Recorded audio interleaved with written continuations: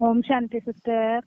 வள்ளல் ஸ்திதி மற்றும் கரைத்து கொள்ளும் சக்தியின் மூலம் சதா தடைகளை அழிப்பவர் சமாதான சொரூபம் ஆகுக. விளக்கம்: தடைகளை சமாதான சொரூபம் ஆவதற்கான வரதானம் விசேஷமாக 2 விஷயங்களின் ஆதாரத்தில் பிராப்தியாக கிடைக்கிறது. ஃபர்ஸ்ட் ஒன்னு, நான் வள்ளலின் குழந்தை ஆகையால் நான் அனைவருக்கும் கொடுக்க வேண்டும். மரியாதை கிடைத்தால், அன்பு கிடைத்தால் அன்பு கொடுப்பேன் என்றில்லாமல் நான் கொடுக்க வேண்டும் என்ற நினைவு சதா இருக்க வேண்டும். செகண்ட் பாயிண்ட், தனக்காக மற்றும் சம்பந்தம் தொடர்பில் வரும் அனைவருக்காகவும் ஏற்றுக்கொள்ளும் சக்தி சொரூப கடல் ஆக வேண்டும். இந்த 2 விசேஷங்களின் மூலம் சுப பாவனை, சுப விருப்பம் மூலம் சம்பன்ன சமாதான சொரூபம் ஆகிவிடுவீர்கள். இதுக்கான விளக்கம் சொல்லுங்க சிஸ்டர். இங்க பாபா சொல்றாங்க, அன்கண்டிஷனல் லவ் அப்படின்னு ஒரு வார்த்தை பரமாத்மா கிட்ட தான் பார்க்க முடியும். அவருக்கு குழந்தைகள் பலகீனமா இருக்காங்க, அஞ்ஞானியா இருக்காங்க, உருவம் மாறி போயிருக்கு, பர தர்மத்துக்கு போயிட்டாங்க, எல்லாமே காலியா ஆகி போயிருக்காங்க. அவர்களுக்கு திரும்பவும் சம்பன்னத்தை செய்யணும். அதுக்காக அவங்களுடைய பாதை வேற, நம்பிக்கை வேற, ஆர்வங்கள் எல்லாம் வேறையா மாறி போயிருக்கு. அப்போ அப்படிப்பட்டவர்களுக்கு திரும்பவும் நம்பிக்கையை கொடுத்து, ஒத்துழைப்பை கொடுத்து, ஞானத்தை கொடுத்து, அன்பை கொடுத்து அவர்களை திரும்பவும் அந்த பழைய நிலைக்கு கொண்டு வரணும். பூர்வ நிலைக்கு, மூல நிலைக்கு மறுபடியும் கொண்டு வரணும். அதுக்காக நம்ம எத்தனை முறை தவறு செய்கிறோம், எவ்வளவு முறை நாம் பாபாவனுடைய வார்த்தையை மீறுறோம், அவர் வேண்டான்றதை திரும்ப திரும்ப செய்கிறோம். அவருடைய கௌரவத்தை குலைக்கிற மாதிரி பல முறை நாம நடந்துக்கிறோம். அவர் நமக்கு எந்த எதிர்பார்ப்பும் இல்லாம நம்மை பரிவர்த்தனை செய்யணும், நமக்கு தேவையானது நிறைவா அவங்கள பர்பூரா நிறைவா சம்பன்னமா செய்யணுன்ற ஒரே நோக்கத்துல வந்திருந்தாலும் அவர் சொன்னது நமக்காகத்தான். அதை நாமே உதாசீனப்படுத்துறோம். சில நேரம் பாபான்றோம், பாபா சொன்னாருன்னு சில சிரமங்களை எல்லாம் நம்ம ஃபேஸ் பண்ணி நடக்கிறோம். சில நேரம் எதை செய்ய வேண்டான்றாரோ அதை மறுபடியும் மறுபடியும் செய்யறோம். பாபாவனுடைய வார்த்தையை பக்கத்துல வச்சுட்டு மாயாவனுடைய வார்த்தையை தலைமையில வச்சுக்கிட்டு போறோம். இப்படியெல்லாம் நம்ம எவ்வளவுதான் செய்தாலும் பாபா என்ன செய்யறாரு, குழந்தைகள் அவர் கண்ணுக்கு இவங்கெல்லாம் குறைகள் ஆயிட்டாங்க, நோயாளிகளா மாறி போயிட்டாங்க, எதுவுமே இல்லாம எல்லாத்தையும் இழந்து நிக்கிறாங்க, இருட்டில் போயிட்டாங்க, அந்த பழக்கத்துக்கு அடிமையா போயிட்டாங்க. அவர்களை மாற்றணும் அப்படின்னு சொன்னா நான் இன்னமும் செய்யணும் அவங்களுக்கு, அது மட்டும்தான் அவருடைய நினைவில் இருக்கும். அதனால இந்த ஞானம் இருக்கு அவருக்கு. குழந்தைகளுடைய நிலை அவருக்கு யதார்த்தமா புரியுது. ஏன்னா புத்தி மாறி போனவங்க அப்படிதான் இருப்பாங்க. அதனால அவருடைய அந்த மனம் புத்தி சலனம் இல்லாம இருக்கும்.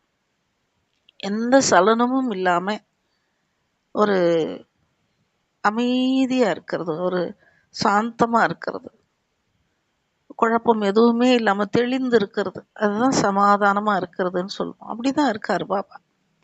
ஏன்னா நம்ம எதனால அப்படி இருக்கிறோன்னு அவருக்கு முழுமையா தெரியுது. வழி மாறி போய் வேற எல்லாம் வேற புகுந்துருக்கு, அவங்களுக்குள்ள கவர்ச்சிகளுக்கு அடிமையாயிட்டாங்க. அதனாலதான் நான் சொன்னாலும் அவர்கள் அப்படி போறாங்க. அதையெல்லாம் அவர் பெரிதுபடுத்துறது இல்லை. ஏன்னா அவங்க தன்மையே அப்படி இருக்குன்றத புரிந்து மேலும் மேலும் நம்ம எந்த ரீதியில சொன்னா கேட்போம், எந்த யுக்தியில சொன்னா நாம அவர் சொல்ற மாதிரி வருவோம். இவ்வளவும் அவர் நமக்காக தான் செய்யறார். அவருக்கு எந்த தேவையும் இல்லை நம்ம கிட்ட. அதாவது நம்ம இவ்வளோலாம் ஆனால் அவருக்கு ஏதாவது ரிட்டர்ன் கொடுப்போமா, அவருடைய உழைப்புக்கு ஏதாவது நம்ம ரிட்டர்ன் கொடுப்போமான்னா எதுவுமே கிடையாது. திரும்பவும் ஒரு செகண்ட்ல பரமாத்மாவை நம்ம மறந்து தான் போகிறோம். ஆனாலும் அந்த அன்கண்டிஷனல் லவ்ன்றது அது எந்த குற்றத்தையோ குறையையோ பார்க்கவே பார்க்காது. அந்த தயாளு குணம், கருணை. அதனால்தான் பாபா கருணை கடல், அன்பின் கடல் அப்படின்னு சொல்றது, ஞான கடல் அப்படின்னு ஏன் சொல்றேன்னா, எல்லா ரகசியமும் அவருக்கு யதார்த்தமா புரியறதுனால தான் தவறு செய்கிறவர்கள் எதனால செய்கிறாங்க அந்த காரணம் புரியுது. அதற்கான நிவாரணத்தை மட்டும் செய்தால் அவங்க மாறிடுவாங்க, திரும்பவும் நல்ல குழந்தைகளாக மாறிடுவாங்க, தன்மேல் அன்புள்ளவர்களாக மாறிடுவாங்க. அந்த அவங்களுக்கு உயிர் வந்துடும். இறந்துக்கிட்டே இருக்கிறவங்களுக்கு உயிர் கொடுக்க வேண்டியிருக்கு.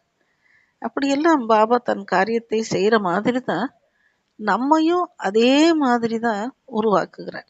ஏன்னு சொன்னால் நமக்கு கொஞ்சம் கொஞ்சம் ஞானம் தெரியுது.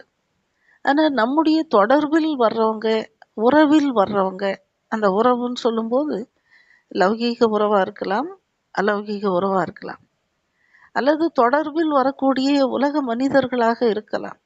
எல்லாருமே பாதிக்கப்பட்டவர்கள் தான், எல்லாருமே குறையானவர்கள் தான், எல்லாருக்குமே மாயாவனுடைய அடி விழுந்திருக்கு.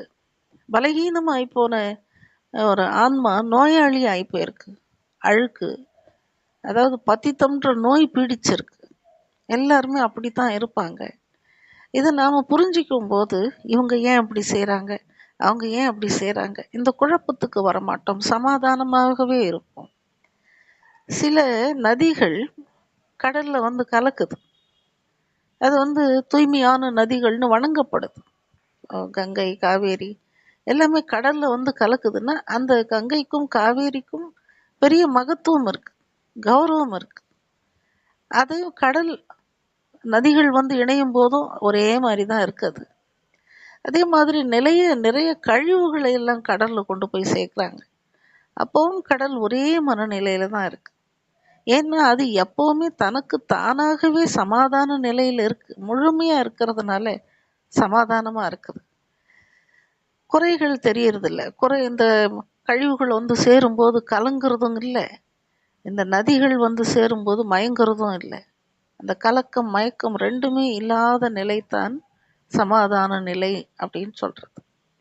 அதனால பாபா சொல்றாங்க, இந்த உலகத்துல உங்களுடைய தொடர்புல வர்றவங்க அல்லது உறவுல வர்றவங்க, அவங்க உங்களுக்கு மரியாதை கொடுக்கலாம், கொடுக்காமல் போகலாம், உங்களை புரிஞ்சுக்கலாம், புரிஞ்சிக்காக போகலாம். உங்களுக்கான அந்த கௌரவம், ஒரு ஸ்தான்மான் கொடுக்கவும் செய்யலாம், கொடுக்காமையும் போகலாம்.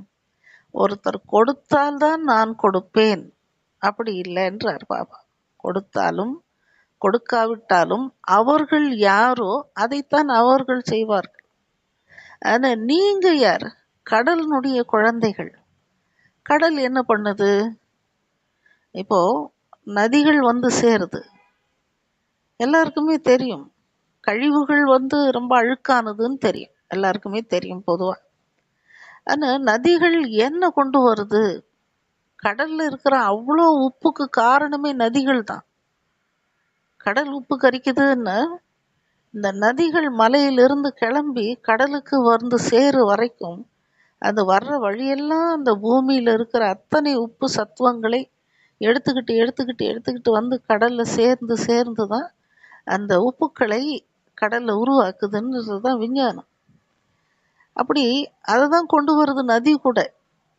வெறும் கழிவு நீர் ஒரு கழிவுகள் மட்டும் கிடையாது, இதுவும் அதை தான் கொடுக்குது. ஆனால் கடல் என்ன பண்ணுது? அது மேகமாக மாறி, மழை மேகமாக மாறி, அது குளிர்ச்சியான சுத்தமான தண்ணீரை தான் உலகத்துக்கே கொடுக்குது. கழிவு நீரும் ஒரு விதமான கலப்படம், உப்பு நீரும் ஒரு விதமான கலப்படம் தான். ஆனால் இது பெருமைக்குரியதா அது சிறுமைக்குரியதா பார்வுக்கும் பார்வையில் இருக்கு. ஆனால் இரண்டையும் தனக்குள் அரவணைத்து கொள்கிறது கடல்ன்றார் பாபா. தனக்குள் ஏத்துக்குது. அது சமாவேஷ் அப்படின்றார் பாபா. சமாவேஷ் அப்படின்னு சொன்னா ஏற்றுக்கொள்வது, தனக்குள் ஏற்றுக்கொள்வது, விளக்குறது இல்லை. அதை குறிப்புகளை சொல்றது இல்லை, நீ இப்படி நீ எப்படி அப்படின்றதோ அந்த வர்ணனை மனதளவுல கூட இல்லை. வந்ததை வந்ததாக ஏற்றுக்கொண்டாலும் இப்போ நாம குழந்தைகள், நேரடி குழந்தைகள். உலகத்தில் அந்த பக்கம் இருக்கிறவங்க பாபாவை புறக்கணிக்கிறவங்க, நாம் ஏற்றுக்கொண்டவர்கள். ஏற்றுக்கொண்டவர்கள் கூட நாம் மரியாதைக்குரியவர்களாக மாறிக்கிட்டே இருந்தாலும், அவர்கள் நேரடி நரகவாசிகளாகவே இருந்தாலும், நாம் சொர்க்கத்துக்கு போயிட்டு அப்புறம் நரகத்துக்கு வர்றவங்களா இருந்தாலும், பரமாத்மாவை யதார்த்தமாக தெரிஞ்சவங்க யாரும் இல்லை. இதில் நம்ம எல்லாரும் வரிசைப்படி தான் இருக்கிறோம். பாபாவின் சம்பந்தத்தில் வந்தாலும், ஆசிரியரின் மாணவனானாலும், சத்குருவின் சிஷ்யனானாலும், எந்த உறவை பாபா கொடுத்தாலும் அவர் யாராக இருக்கிறார், பரமாத்மா அவருடைய முழுமையான தன்மை என்ன, அதை முழுமையா அறிஞ்சவங்க யாரும் இல்லைன்றார் பாபா. குழந்தைகளுக்குள்ளேயே நீங்க எல்லாரும் என்னை அறிந்தவர்கள் இல்லைன்றார். ஆனாலும் நம்ம தகுதிக்கு தகுந்த மாதிரி, நம்ம அறிவுக்கு தகுந்த மாதிரி, நம்முடைய அன்புக்கு அந்த அளவுக்கு உட்பட்ட மாதிரி நாம் அன்பை செலுத்துறோம் பாபா கிட்ட. அதுவும் சுயநலம்தான். இப்போ பாபாவை நினைத்தால் எனக்கு பாக்கியம் கிடைக்கும், பாபாவை நினைத்தால் என் விக்ரமம் விநாசமாகும். இந்த 2 ஆப்ஷனும் இல்லைன்னா, ஒருவேளை பாபா வந்திருக்கிறார், நம்முடைய விக்ரமத்தையும் அவர் விநாசம் பண்ண போறதில்லை, நமக்கு சாந்தி தான் முக்தியும் கொடுக்கறதில்லை, சொர்க்கத்துக்கும் கூட்டிட்டு போறதில்லை. திடீர்னு பரமாத்மா பூமிக்கு வந்து, நான் தான் உங்களுடைய உண்மையான தந்தை, நீங்க இத்தனை பிறவிகள் மனித தந்தையரோட இருந்தீங்க, நான் உங்களை பார்க்க வந்திருக்கிறேன், நான் தான் உங்களுடைய தந்தை, வாங்க கொஞ்ச நேரம் என்னோட, நீங்க இந்த ஒரு 100 வருஷம் நேரம் நான் உங்களோட இருக்க வந்திருக்கிறேன், நீங்க எல்லாத்தையும் மறந்துட்டு என்கிட்ட வந்துருங்க, நான் என்னுடைய நினைவிலே இருங்க, நான் உங்களை பிரிஞ்சிருக்கிறேன், எனக்கு உங்க கூட இருக்கணும்னு விருப்பமா இருக்கு, வாங்க நாம எல்லாம் இருப்போம் அப்படின்னு ஒருத்தராவது வந்திருப்போமா? எங்களுக்கு இங்க இருக்கிற பிரச்சனையே பெருசா இருக்கு, உங்களோட பேசலாம் நேரம் இல்லைன்னு தான் சொல்லியிருப்போம். இதுதான் பிராக்டிக்கல்.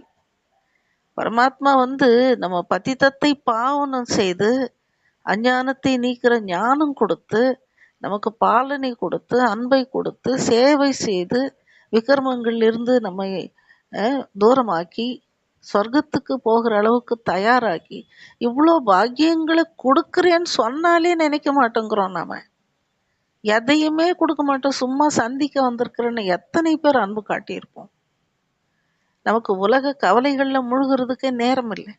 அதனால அன்பை காட்டிய இந்த நதிகள் கூட உப்பு நீரை கொண்டு வந்தவங்க தான் நாமும்.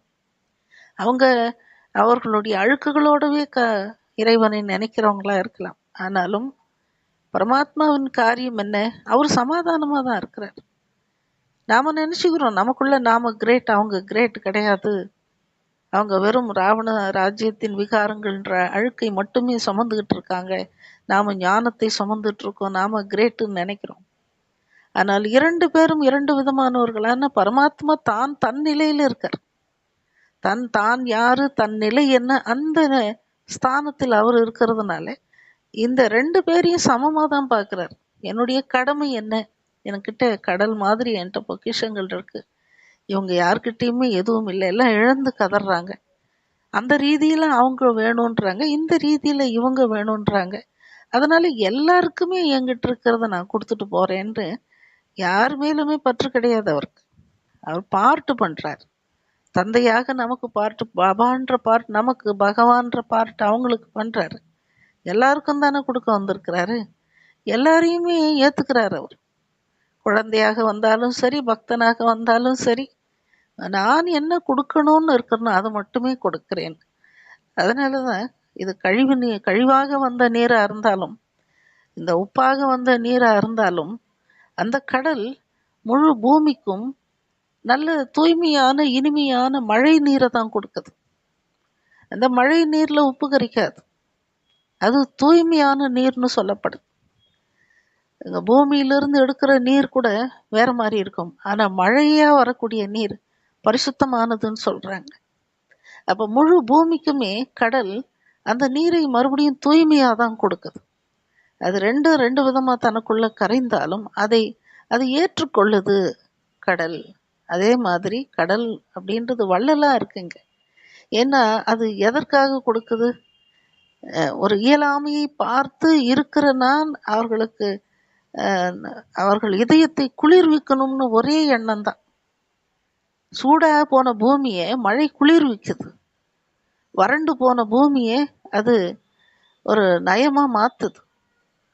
தாகத்தோடு தவிக்கிறவங்களுக்கு வாழ்க்கை ஆதாரமாக இருக்கு மழை. அந்த மழையே கொடுக்கறது கடல் தான். அதனால தான் பாபா சொல்கிறாங்க, நீங்கள் உங்களுக்கு எது, நீங்கள் வள்ளலினுடைய குழந்தைகள் நீங்கள். ஏன்னா கடல் அப்படின்ற வள்ளல் பரமாத்மா கடல், அவருடைய குழந்தைகள் நீங்கள். அப்போ உங்களுக்கும் உங்களை பாராட்டுறவங்களும் இருப்பாங்க, எதிர்க்கிறவங்களும் இருப்பாங்க. யாராக இருந்தா என்ன, எல்லோருமே சகோதரர்கள் தான்.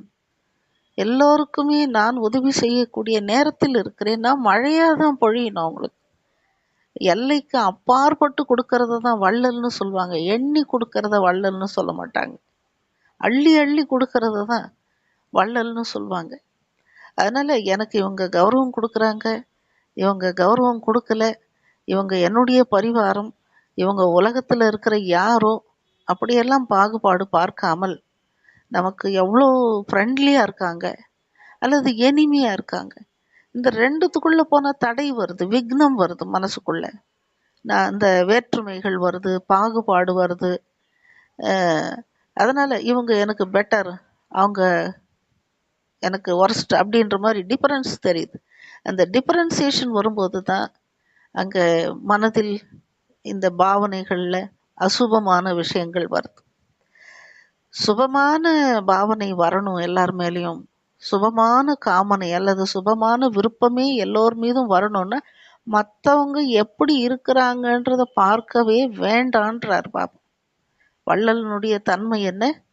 மற்றவர்கள் எனக்கு ஸ்நேகம் கொடுக்குறாங்களா, துக்கம் கொடுக்குறாங்களா, அவங்க என்ன கொடுக்குறாங்க அது எனக்கு தேவையில்லை. அது கொடுக்கறத பார்த்தால் குழப்பம் வரும், சமாதானம் போயிடும். யாரை சந்தித்தாலும் நான் என்ன கொடுக்கணும், நான் என்ன கொடுக்கணும், நான் என்ன கொடுக்கணும், அவர்களுக்கு என்ன குறை, என்ன தேவை, அதை கொடுக்கணும் கொடுக்கணும் கொடுக்கணும்ன்ற அந்த ஒரு வள்ளல் தந்தையினுடைய அதே சம்ஸ்கார குணம் உங்களுக்குள்ளும் இருக்கணும்ன்றார். அப்படி நீங்கள் காரியம் செய்யும்போது தானாகவே அந்த சம்பன்னமான பெரிய இறைநிலை உங்களுடையதாக மாறி போகுதுன்றார் பாபா. ஓம் சாந்தி.